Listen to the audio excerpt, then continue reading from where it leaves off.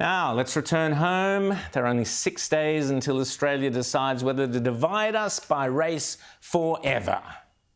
Polling seen by the Daily Telegraph and released this morning suggests Indigenous Australians are not nearly as happy with the Voice as the Yes camp likes to claim. To speak more on the upcoming referendum and why he is voting no is James Callian, leader of the Bardu people, who is from the remote Leonora region of Western Australia, has travelled all the way to Perth to speak to us. James, great to see you again, as always. We saw you a few months ago. Thank you for taking the time to come and speak to us. I know it's a long way from your home.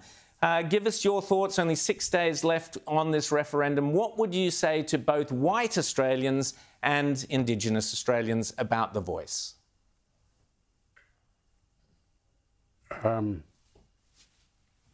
What I'd say about the Aboriginals is that Aboriginals already know where their lands are and where their old people are from, and that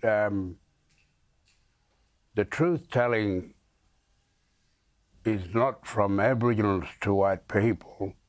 The truth-telling is from Aboriginals to Aboriginals, because they have taken on these bad influences of division from the government's policies. And what I'd say about the white people is that they should be allowing Aboriginals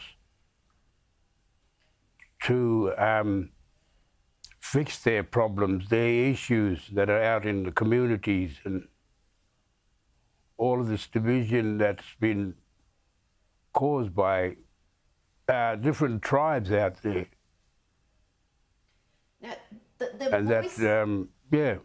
the Voice referendum, it's split the country. It's been so divisive for the country as a whole. But, James, has it also split the Indigenous community, the Aboriginal community? Have you found deeper divisions because of this debate? Yeah, yes, it is, because like I'm saying, you know, like I said before, native titles given, you know, given the Voice, you know, a yes answer, because it's all corrupted anyway. The whole system of native title is not what it really is. It's not cultural. So tell us about that, James, because tell us how native title has really disadvantaged your tribe. Well, I've been, like I said, it's been going for 20 years, native title, and the people who own the land never even got their lands back. It's just a process where everyone's lumped together, and majority always, you know, comes out the best, because Constitution is designed to do that. And it leaves minorities with these problems, like myself, for instance. I am here debating the right for what my people should own under our culture, what we inherited. This is what I'm saying. And James, so we have no choice to vote no.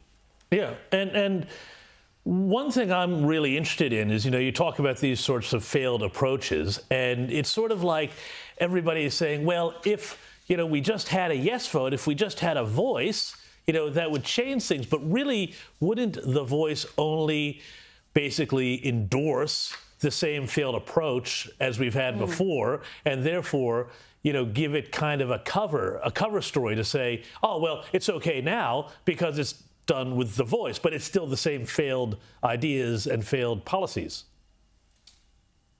Well, yes, that's right, because like I said in the last interview, we are individual tribes. No one can speak for us, but our own genealogical bloodline family can only speak for the rights of our families. And you can't have advisory, you know, people to manage what is, you know, the solution won't be solved. So, James, in particular, how would the Voice have you had any representation from anyone who would represent the Voice for your people? Would you have a say if the Voice goes ahead? Well, you know, we are put in this corner. Like I said, we don't have any choice. So, you know, for us to even go down the line of a no vote is really an opportunity that the Voice came into this argument and debate. It's given us opportunity to voice ourselves now. So with your community as an elder, if they ask you, what's your advice on how we should vote on Saturday, what will you tell them? I'd tell them to vote no, because, you know, half the people, like I said, they still don't even know some of these people. None of them not even interested in it. Half of the people not even enrolled. They haven't voted in their lives. And James, tell us about in your community, what are the most pressing needs? What do people need the most?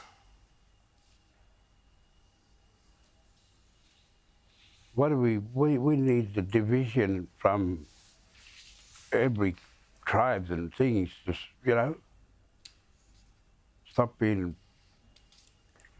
pushed around and, you know, robbing people for their lands and things like that. Because James Callion, there's nothing happening in our community. There's nothing happening. Well, James, thank you so much for being brave enough to speak out and come to Perth. And as you say, your advice is to vote no, because you are fed up with not being heard and you know that the Voice will not help your tribe. Thank you so much, James Callion, for coming on Outsiders today. They're from Perth.